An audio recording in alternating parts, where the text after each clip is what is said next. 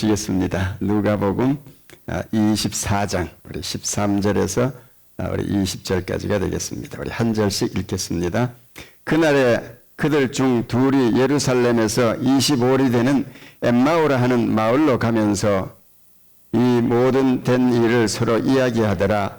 그들이 서로 이야기하며 문의할 때에 예수께서 가까이 이르러 그들과 동행하시나 그들의 눈이 가려져서 그인 줄 알아보지 못하거늘 예수께서 이르시되 너희가 길 가면서 서로 주고받고 하는 이야기가 무엇이냐 하시니 두 사람이 슬픈 빛을 띠고 머물러 서더라. 그 한 사람인 글로바라 하는 자가 대답하여 이르되 당신이 예루살렘에 체류하면서도 요즘 거기서 된 일을 혼자만 알지 못하느냐. 이르시되 무슨 일이냐. 이르되 나사렛 예수의 일이니 그는 하나님과 모든 백성 앞에서 말과 일에 능하신 선지자이거늘 우리 대제사장들과 관리들이 사형 판결에 넘겨주어 십자가에 못 박았느니라. 아멘. 예. 사실 목회자가 제일 설교하기 힘든 게 절기설교입니다. 왜 그런가 하면은 이 절기설교는 똑같잖아요. 예. 그러다 보니까 저만 그런 줄 알았는데 다 그런 것 같아요. 제가 이 절기설교를 준비하기 위해서 설교를 쭉 목사님들의 설교를 한 10편 이상 읽다가 조영기 목사님이 그 얘기한 거가 나오더라고요. 그분이 이렇게 얘기를 해요. 후배 목사들한테 이 절기설교에 대해서 이렇게 얘기를 한 걸 봤습니다. 좋은 설교가는 한 이야기를 안 한 것처럼 또 하는 사람입니다. 네. 또 설교한다는 것은 그러니까 똑같은 것을 또 설교한다는 것은 불성실하기 때문이 아니라 중요한 것이기에 반복해서 해야 할 만큼 가치가 있는 것이기에 그렇게 하는 것입니다. 이 말씀을 보는데 참 굉장히 위로가 되었습니다. 그래서 이게 그렇구나. 설교라는 것이 궁극적으로 가장 중요한 메시지, 예수 그리스도의 십자가의 죽음과 부활을 계속 전함으로써 기억나게 만들고, 그리고 우리가 이 세상 사는 목적이 그 복음을 전하도록 하는 것이 우리의 사명인데 그것을 깨우쳐 주는 것이 결국은 메시지가 아닌가 하는 그런 생각을 다시 한번 해보게 됐습니다. 오늘 말씀은 엠마오로 가는 두 제자 이야기입니다. 우리가 워낙 많이 들어서 아마 다 아실 것입니다. 제자라고 하는 걸로 봐서는 일반 보통 그 성도들과는 달리 예수님을 아주 가까이 지냈던, 예수님과 늘 가깝게 지냈던 그런 사람들 중에 한 사람이라는 것을 알 수가 있습니다. 물론 12제자만큼은 아니었겠지만 하여간 12제자처럼 예수님을 가까이 했던 사람인 것은 분명합니다. 그리고 엠마오라는 곳은 예루살렘에서 지중해 쪽으로 서쪽으로 약 한 12km 정도 떨어진 작은 온천 마을입니다. 내리막길로 쭉 내려가는데 그 엠마오라는 말 자체가 뜨거운 온천이라는 뜻이에요. 그래서 그 길로 쭉 가는데 그 제자 중 한 사람의 이름이 성경에 나와 있습니다. 글로바라는 사람입니다. 남자 이름이죠. 그리고 또 한 사람이 있었던 것 같아요. 그런데 일반적으로 그렇게 얘기합니다. 이 두 사람은 부부일 것이다. 그렇게 얘기를 해요. 왜 그러느냐? 고대시대 때는 외간 남자와 함께 여행을 간다는 건 불가능한 일이었습니다. 지금도 사실 피해야 될 일이지만은 이 시대는 외간 남자와 심지어 남매라 하더라도 성숙한 남매는 같이 다니지 않았다라고 그렇게 얘기를 해요. 그리고 또 하나의 증거는 그들이 드디어 엠마오에 도착했습니다. 이렇게 말합니다. 그들이 강건하여 이르되 우리와 함께 유하사이다. 부부라는 게 드러났죠. 한 집에 사는 사람이라는 게 이제 드러났습니다. 우리 매일 아침마다 읽는 큐티 말씀이, 큐티 본문이 우리 요한복음 아닙니까? 지난 목요일에 이 글로바에 대한 언급이 있었죠. 글로바는 예수님께서 십자가의 곁에 달리실 때 그 곁에서 남자 제자들은 다 도망갔어요. 그때 여자들 몇몇 분이 계셨는데 그분들의 이름이 그 어머니와 마리아죠. 이모와 그 다음에 글로바의 아내 마리아. 글로바의 아내 마리아. 그 다음에 막달라 마리아가 섰더라. 그러니까 글로바의 아내 마리아. 오늘 이 글로바 내외가 가는데 그 부인은 예수님께서 십자가에 달리시는 그 현장에 거기 있었던 사람이라는 걸 알 수가 있습니다. 이 글로바의 부인 마리아는 예수님께서 거기서 달리셔서 운명하는 모습 다 이루었다라고 하시면서 돌아가시는 그 모든 것을 봤습니다. 그러니까 이 글로바의 아내 마리아는 예수님의 죽음에 대해서는 누구보다도 확실한 증인입니다. 확실히 돌아가셨다. 그런데 그날 아침에 여인들 몇 사람이 무덤에 갔다가 시신이 안 보인다, 살아나셨다라는 얘기를 들었을 때 글로바의 아내는 안 믿었어요. 너무 예수님을 좋아하다 보니까 헛개비 받겠지. 어떻게 죽은 사람이 살아? 여러분, 죽은 사람 못 삽니다. 그죠? 죽은 사람 살아났다 그러면 그건 가짜예요. 있을 수 없는 일이에요. 죽은 사람, 돌아가신 분은 다시 살아날 수 없는 게 세상 이치 아닙니까?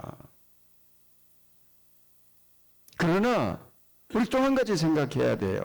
하나님의 사람이라면, 성경을 아는 사람이라면 그럼 왜 죽게 되었는데 죄의 삭은 사망이다. 먹지 마라. 먹으면 반드시 죽는다. 그래서 아담이 죽었어요. 그러니까 그 안에 속한 모든 사람들은 다 죽습니다. 안 죽으면 그거 가짜예요. 죽음은 진리입니다. 그러나 예수 그리스도는 우리는 믿음을 통해서 압니다. 그분은 처녀의 몸에서, 동정녀의 몸에서 잉태하신 이 땅의 첫 번째 아담에 속한 분이 아니라 말씀이 육신이 되어서 이 땅에 오신 하나님의 아들이시라고요. 그분은 죄가 없으십니다. 사람이 죄가 없는 분은 죽어서 안 돼요. 근데 사람들이 죽여버렸어요. 왜? 육신이니까. 그러나 죄가 없는 분이 죽었기 때문에 하늘에 계신 하나님은 재판관이십니다.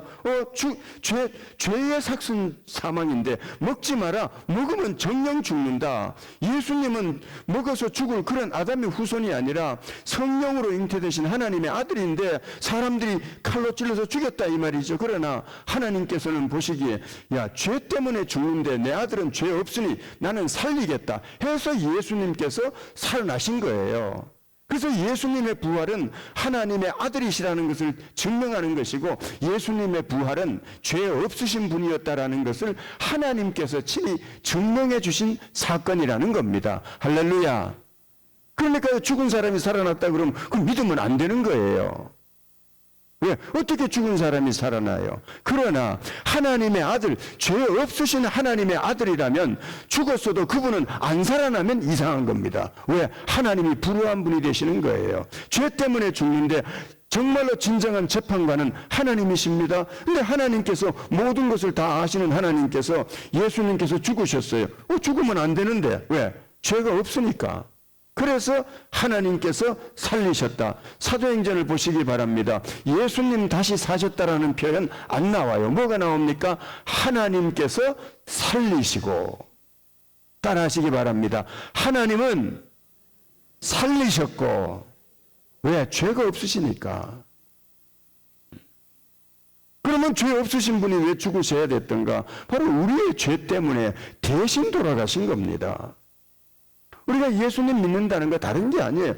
그분은 죄 없으신 분이신데 내 죄 때문에 대신 죽으셨다. 그러나 그분은 원래 죄가 없으신 분이시기에 다시 살아나셨다. 이게 우리의 신앙의 처음이자 마지막이라는 거지요.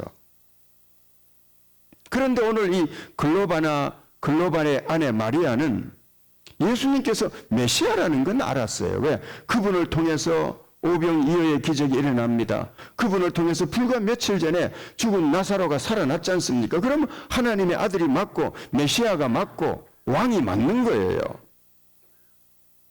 그런데 그들은 그 당시에 오늘 누가복음 24장 21절에도 이렇게 말합니다. 우리는 이 사람이 이스라엘을 속량할 자라고 바랐다. 이들의 믿음이었어요.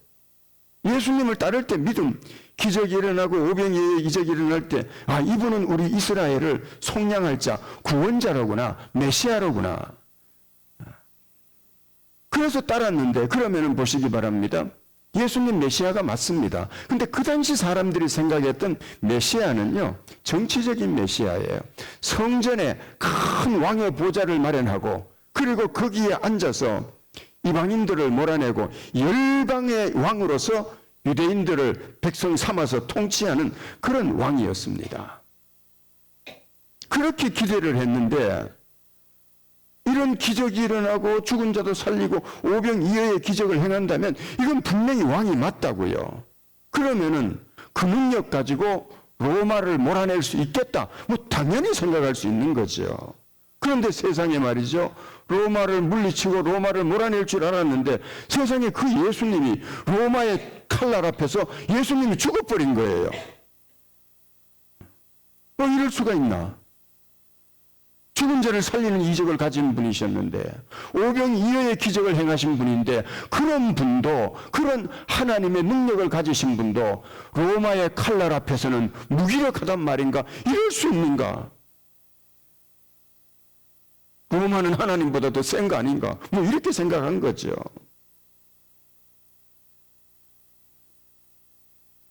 자신들이 전능하다고 믿어왔던 하나님이고 그 하나님이 보내신 메시아가 로마라는 권력 앞에서 그 힘 앞에서 너무도 연약하게 무너져 버린 거예요. 거기에만 그걸로 끝났습니까? 십자가형은 그 당시에 일반 죄수들에게 처하는 형벌이 아니었어요. 로마를 향해서 레지스트했고 로마를 뒤집어 엎으려고 했던 그런 폭도들을 처형하는 수단입니다. 예수님께서 그렇게 돌아가셨기 때문에 분명히 그의 제자들에게도 로마군의 칼날이 들이미칠 것이다라고 제자들 다 불안해했기 때문에 오늘 이 엠마오의 두 내외는 이제 도망치고 있었던 거예요. 하나님의 권능도 무너뜨린 로마의 권력이라면 우리 같은 사람이 어떻게 살아남을 수 있겠는가? 얼마나 절망했을까? 근데 이 말씀 가만 묵상하다가 이런 생각을 해봤어요. 이 시대에는 이런 절망이 없을까? 내가 예수님 믿었는데, 내가 정말 예수님 사랑했는데, 기도하면 다 된다고 그랬는데, 어떻게 내 인생에는 기도하는 대로 되질 않고 내 인생은 이렇게 막힐 수 있단 말인가? 여러분 그런 일 닥칠 때 절망하죠. 절망이 왜 무서운가? 성도에게서 절망이 무서운 것은요. 절망하는 순간에 목표가 사라져버리기 때문에 그래요. 우리가 아무리 고통 가운데 있고 아무리 우리가 절망 가운데 있어도 예수님이 살아계시고 예수님께서 나와 함께 하신다라는 것이 믿음이 되면요. 목표가 있습니다. 왜? 그분과 함께 살아가는데 그러나 그분에 대한 신뢰가 무너져 버리면 일순간에 모든 게 다 무너져 버리는 거예요. 방향을 상실해 버리는 겁니다. 왜 우리가 부활절에 자꾸 예수님의 부활을 되새겨줘야 되는가? 이유가 바로 그겁니다. 오늘 엠마오를 향하는 그 제자들에게 놀라운 일이 일어나요. 갑자기 난데없는 길손이 나타나더니 우리 같이 가십시다 하면서 동행을 하는 거예요. 그걸 묻습니다. 안색이 왜 그래요? 뭐 죽을 상이었던 거죠.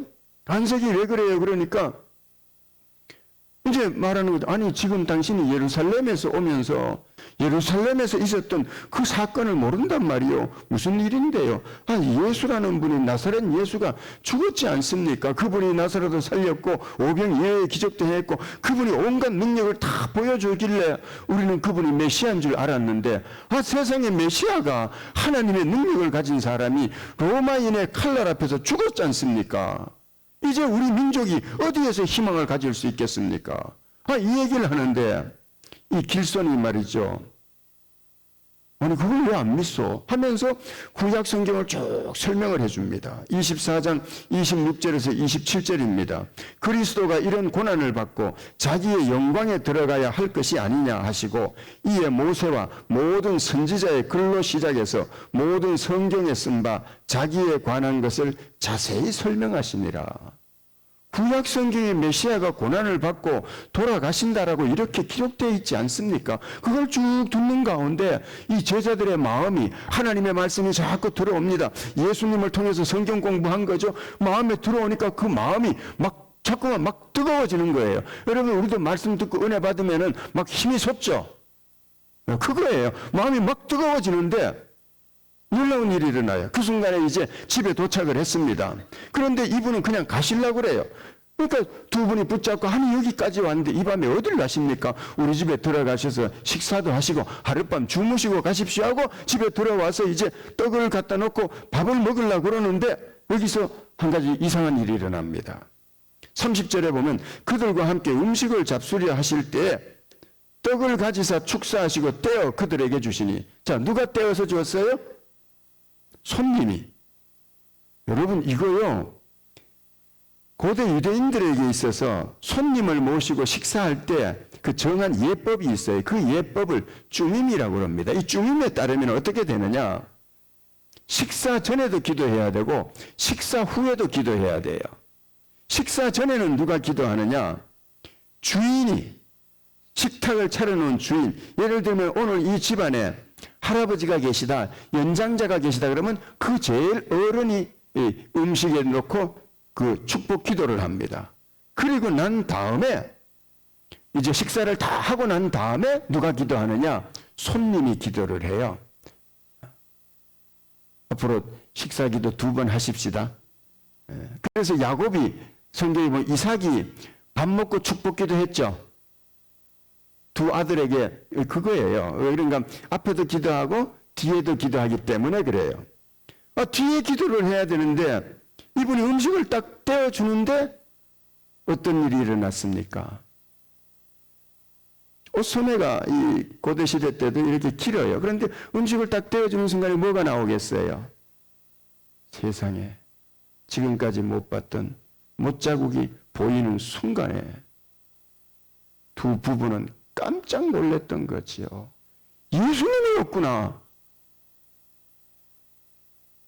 그리고 예수님이 떠나가셨어요? 안 떠나가셨어요? 난 떠나갔다고 생각하지 않아요. 눈에서 안 보이었던 거지 예수님은 거기에 그들과 함께 하신 줄로 믿습니다. 나는 똑같이 믿어요. 오늘 우리가 정말 주님을 사랑하고 주님 앞에 간절함으로 예배드리는 이 자리에 우리 예수님 여기 계신 줄로 믿습니다.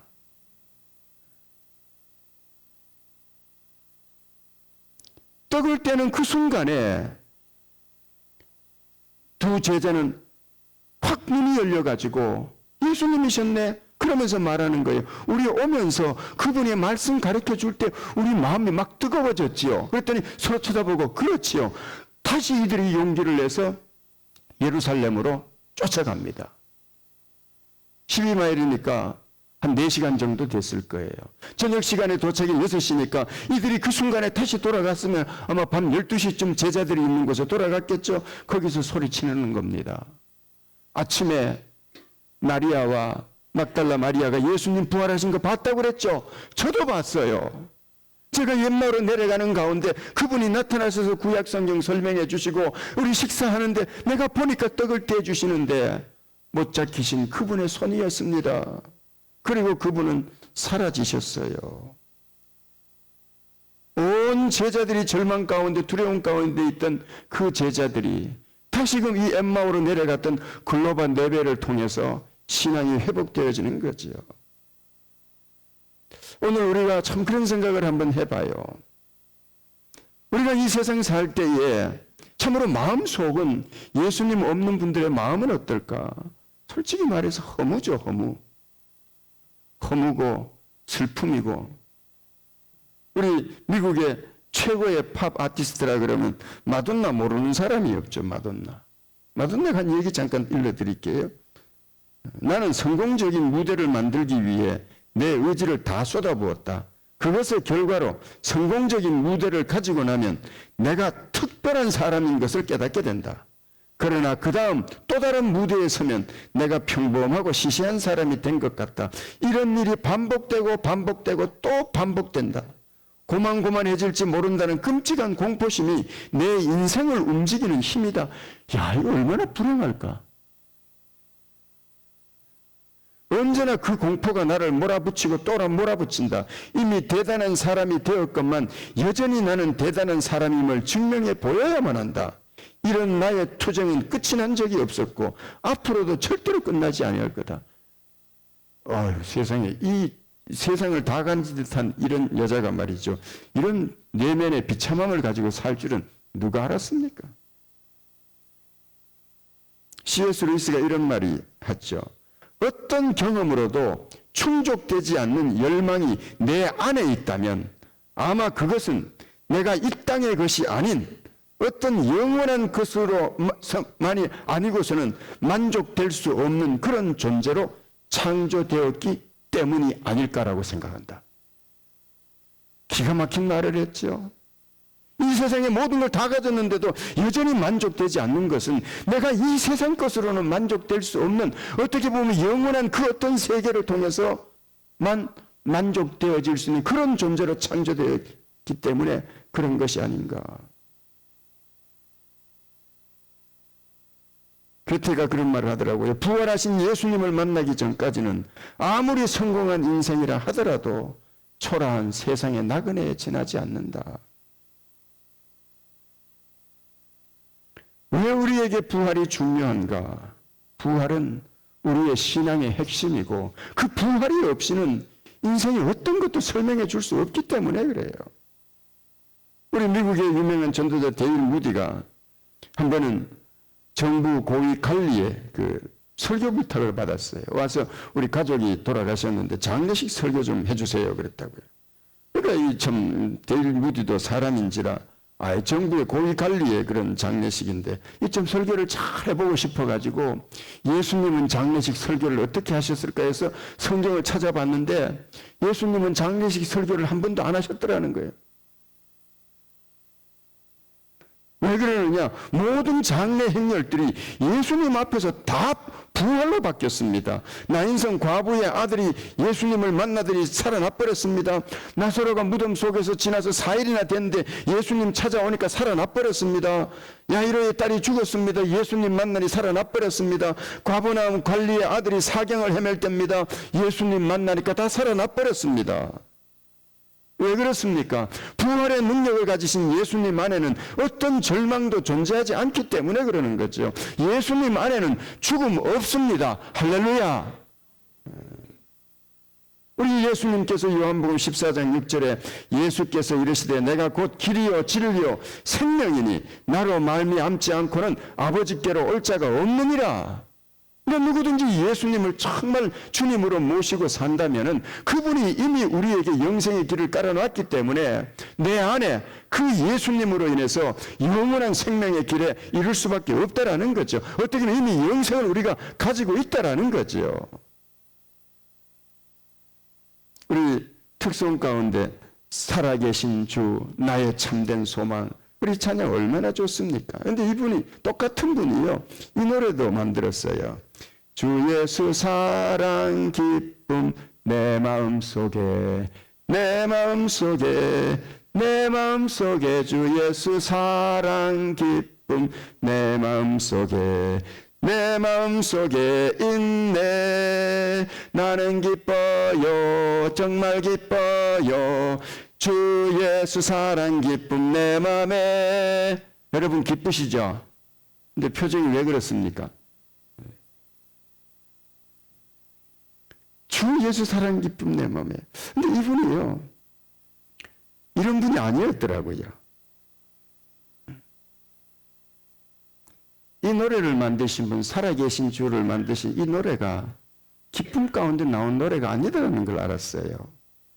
그 형제가 빌이고 자매가 그로리아라는 자매님인데 이분이 원래 교사였습니다. 그런데 교회에서 막 찬양 사역을 하는 가운데 너무너무 마음이 뜨거워져서 결혼을 하고 그리고 찬양 사역을 위해서 학교 직장을 이제 그만두고 교회에서 찬양으로 섬기고 또 이제 찬양 집회도 인도하고 그러니까 사람들이 정말 얼마나 은혜를 받았는지 굉장히 정말 교회를 깨우는 그런 역할을 하고 있었어요. 근데 그 당시만 하더라도 미국은 베트남 전쟁 중이래 가지고 굉장히 나라가 그냥 데모가 일어나고 또 히피 문화가 그냥 우리 알다시피 얼마나 미국을 막 휩쌌습니까? 그리고 심지어 신학교마저도 하나님은 죽었다라는 신학, 사신신학이라고 그래요. 이런 신학이 막 판을 치고 있었습니다. 그러다 보니까 교회 사역도 정말 쉽지 않았죠. 그런데 이렇게 정말 주님을 위해서 살려고 하는 커플에게도요 엄청난 위기가 찾아와요. 남편 빌이 핵 단구증이라고 모나뉴클리오시스라고 하는 이거 굉장히 심각한 병이에요. 완전히 무기력에 빠져버리는 병인데 그러다가 이제 죽을 수도 있는 그런 병입니다.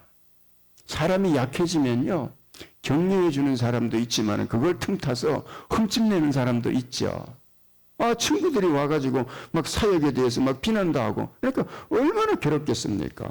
더구나 자매님은요 아기가 둘이 그 뱃속에 애 하나까지 3번째 아기를 잉태를 했는데 남편이 병들어 누워서 사역도 못하니 이거 앞으로 앞날이 어떻게 될까? 생활은 힘들어지고 남편의 병은 회복의 기미는 보이지 않고 너무 고통스러운 거죠. 새해가 시작이 됐는데 소망이 안 보이는 거예요. 경제적으로는 어렵고 남편의 질병은 회복될 가망이 보이지 않고 그러는 가운데 이 자매님이 정말 바쁘다가 성경을 오랜만에 펴서 쭉 읽는데 마치 엠마오로 가는 두 제자에게 어떤 분이 나타나셔서 말씀을 자꾸 설명해 주는 가운데 마음에 말씀이 들어가고 자꾸 뜨거워지는 것처럼 이 말씀을 읽는데 그 말씀이 자꾸 마음에 와닿으면서 은혜가 되는 거예요. 그러다가 갑자기 이 자매님 마음 속에 하나님께서 이 세상에 아들을 보내신 것은 이 세상을 다 고쳐놓은 다음에 가장 좋을 때 보내신 것이 아니라 왕들 가운데서 가장 잔인하고 지독한 헤롯 때에 하나님께서 아들을 보내셨지 않는가. 그리고 그 아들을 보내서 내가 내 백성들을 버리지 않았고 내가 내 사랑하는 이 세상의 나의 자녀들을 버리지 않았다라는 것을 보여주신 것이 아닌가. 이 생각에 미치니까 마음에 새로운 생각이 소망이 확 들면서 하나님께서 나와 함께 하시지, 예수님께서 부활하시지라는 마음에 그 생각이 확 들더라는 거예요. 부활하신 예수님이 나와 함께 계시는데 그 생각이 들면서 노랫말이 나온 거예요. 노랫말이 나와서 남편에게, 병든 남편에게 여보 한번 곡을 붙여봐요라고 해서 나온 것이 살아계신 주 나의 참된 소망 걱정 근심 전혀 없네 사랑의 주네 갈 길 인도하니 내 모든 삶의 기쁨 늘 충만하네. 아멘. 우리 같이 기도하시겠습니다. 기도할 때 예수님의 부활이 책에 기록되어진 부활이 아니라 예수님은 죄가 없으신 하나님의 아들이시니 그분은 부활할 수밖에 없는 분이시고 오늘 부활의 주 예수님께서 내 삶에 들어와 주시고 내 육체 속에 들어와 주시고 내 문제와 내 고통 가운데 들어와 주시고 잠잠해져 버린 소망을 잃어버린 내 삶 속에 사명을 잃어버린 내 삶 속에 주님이 들어오셔서 다시 한번 나를 일깨워 주시고 다시 한번 나를 치료해 주시고 회복시켜 주시고 영혼들을 볼 때에 복음을 증거하려고 하는 뜨거운 마음을 회복시켜 달라고 우리 이 시간 주여 한번 부르시고 주 예수여 부활하신 예수여 내 삶 속에 찾아와 달라고 우리 한번 통성으로 기도하시겠습니다. 주여 하나님 아버지 오늘 우리가 부활절에 예수님께서 부활하신 것을 믿습니다. 아버지 하나님 오늘 주님께서 부활하신 예수 그리스도 예수님을 다시 살리셨고 또한 우리에게 성령으로 보내주신다고 하셨사오니 오늘 당신의 사랑하는 자녀들에게 이 시간 성령으로 찾아와 주셔서 하나님 아버지 오늘 우리의 삶 가운데 생명의 역사 부활의 역사 능력의 역사가 나타나게 하여 주시옵소서. 병든 형제 자매님들은 주님 이 시간 부활의 능력으로 치료하여 주시기를 원하고 사명을 잃어버리고 절망 가운데 살아가고 있는 형제 자매들에게 부활의 생명으로 다시 한번 회복시켜 주시기를 원하고 아버지 하나님이 우리의 삶에 침이 되고 막막함을 주는 모든 문제들이 예수 그리스도의 부활의 능력으로 말미암아 깨어지고 살아계신 하나님을 다시 한번 경험하게 되는 놀라운 은혜의 역사가 있도록 도와주시옵소서. 오늘 엠마오로 나가던 절망 가운데 있었던 제자들이 부활하신 예수님을 만나고 다시 살아났던 것처럼 하나님 아버지 오늘 이 자리가 다시금 살아나는 회복의 자리가 될 수 있도록 은혜 베풀어 주시옵소서. 주여 도와 주시옵소서. 주여 은혜를 베풀어 주시옵소서. 고마우신 아버지 우리 주님께서 죄 없으신 하나님의 아들이시기에 하나님께서는 아들을 예수님을 다시 살리신 줄로 믿습니다. 오늘 우리의 마음속에 성령으로 한 분 한 분 찾아와 우리 가운데 거하여 주시옵소서. 질병이 있는 형제 자매들에게는 이 시간 치유로 역사하여 주시옵소서. 고통이 있는 형제 자매들에게는 고통의 모든 것들을 벗어주시기를 원합니다. 하나님 아버지여, 참으로 소망을 잃어버리고 사명을 잃어버린 우리들에게는 부활의 능력으로 말미암아 우리가 산 소망을 얻을 수 있도록 역사하여 주시옵소서. 감사드리며 예수님 이름으로 기도하옵나이다. 아멘. 우리 이 시간 함께 예수님께서 죽으시고 부활하신 것을 기념하는 우리 성찬 예식을 거행하도록 하겠습니다. 우리 성찬위원 두 분 나와주시기 바랍니다. 제가 하나님의 말씀 읽어드리겠습니다.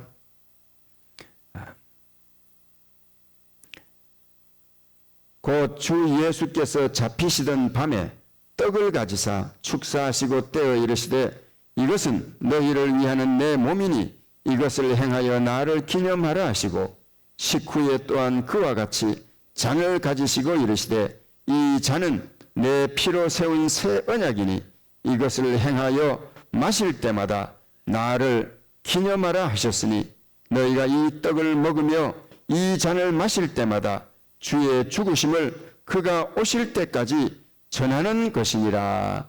아멘. 우리 잠깐 기도하십니다. 고마우신 아버지, 영원 전부터 계시던 하나님의 아들을 이 세상에 보내주셔서 우리의 죄를 대신 다 짊어지고 십자가에 못 박아 죽으시고 3일 만에 부활시키신 것을 믿습니다.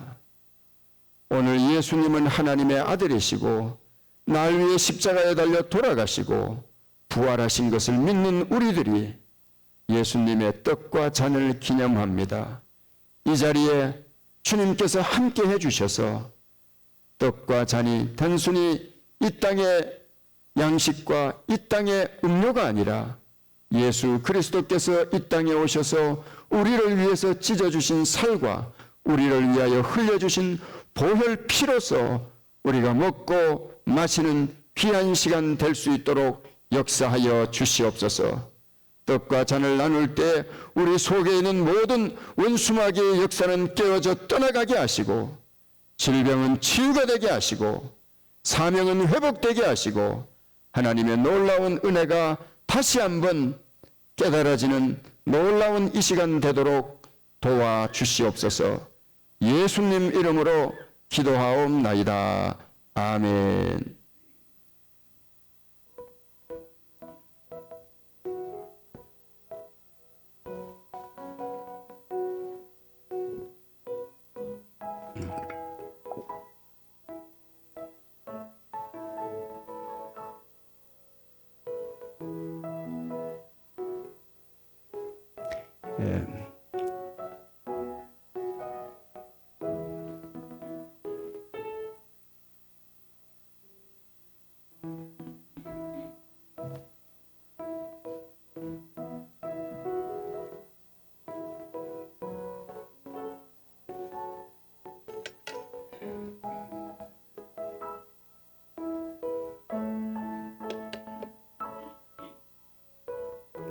떡을 받으시면 바로 드시기 바랍니다.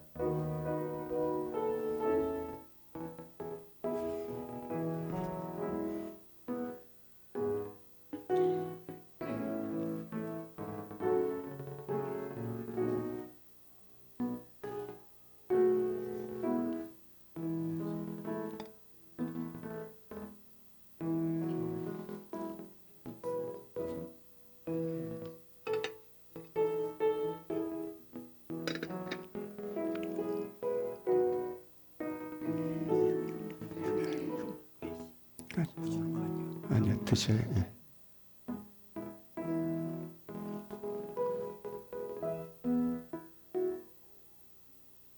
예, 잔을 받으시는 대로 바로 드시기 바랍니다. 옛날에는 다 같이 들었는데 보니까 쏟을까봐 긴장을 하는 것 같아서 그러니까 바로 드셔요. 예.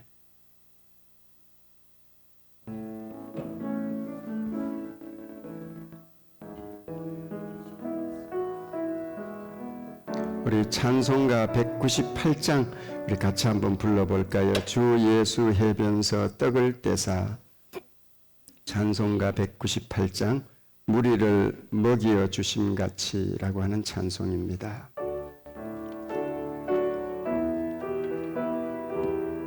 주 예수 해변서 떡을 떼사. 주 예수 해변서 떡을 무리를 먹여 주심같이 먹여 주심과 생명의 양식을 나에게도 생명의 양식을 나에게 풍족히 나누어 주옵소서. 나누어 주옵소서. 생명의 말씀인 나의 주여, 말씀인 나의 주, 목말라 주님을 찾나이다.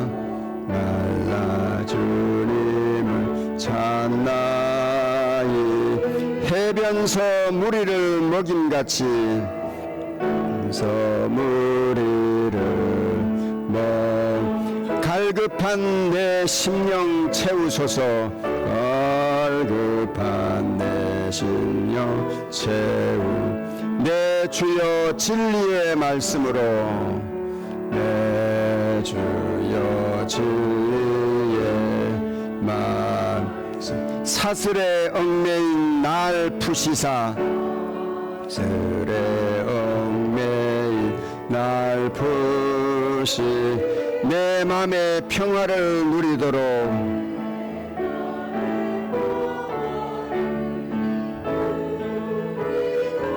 영원한 생명을 주옵소서.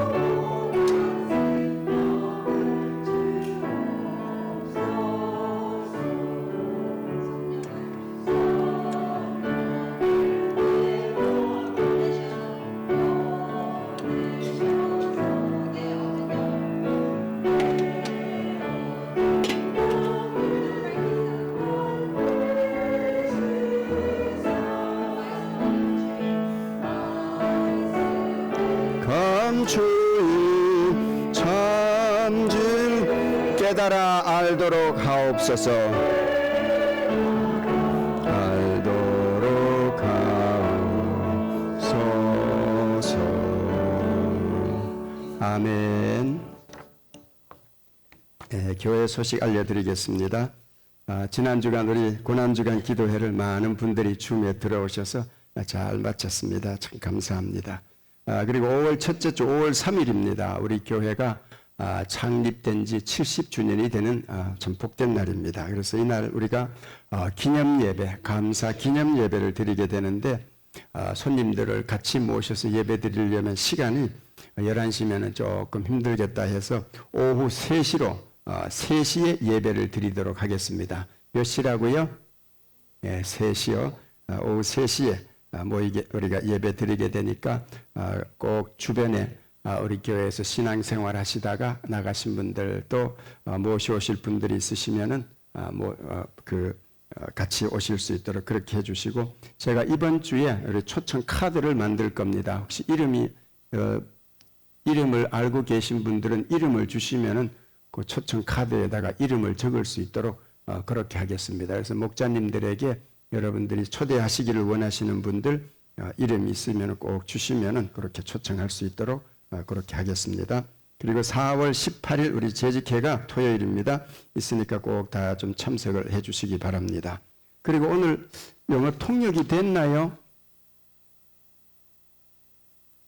됐어요? 예. 그래서 혹시 영어가 필요하신 분들 여기 요 카드 있죠? 요걸 콕 찍으면은 제 설교가 바로 영어로 뜹니다. 그래서 폰이 있으면은 영어로도 들을 수도 있고 또 번역된 것이 나온대. 그런데 우리 지난주에 그 우리 말씀을 들어보니까 아주 굉장히 잘 된다고 그럽니다. 그래서 혹시 주위에 미국 분들 계시면은 모셔와도 되겠습니다. 예. 그리고 우리 목장 모임 다 좀 가져주시길 바라고요. 그리고 기도하실 때마다 우리 교회 그 3월, 4월 기도 제목이 여기 나와 있습니다. 꼭 요걸 놓고 교회를 위해서 기도해 주시면 고맙겠습니다. 이 시간 하나님 앞에 예물 위해서 기도하시겠습니다. 고마우신 아버지, 오늘 복되고 귀한 우리 부활절에 우리 하나님 앞에 예배드리고 또 이날에 우리 하나님 앞에 감사의 예물을 봉헌합니다. 드리시는 손길 꼭 기억해 주시고 삶의 모든 우리 연약한 부분에 우리 주님의 부활의 능력이 나타나는 놀라운 은혜를 우리에게 허락하여 주시옵소서. 우리 주님 살아계시니 우리 주님 우리와 함께 하시니 우리의 삶 가운데 참으로 부활하신 우리 주 예수 그리스도의 능력이 우리의 능력이 되게 하시고 우리의 힘이 되게 하시고 이 시대에도 주님은 과연 내 삶 속에서 살아계신다라고 선포할 수 있는 우리들이 다 되도록 은혜 내려 주시옵소서. 감사하며 예수님 이름으로 기도하옵나이다. 아멘. 우리 다 같이 일어서셔서 우리 찬송하시겠습니다.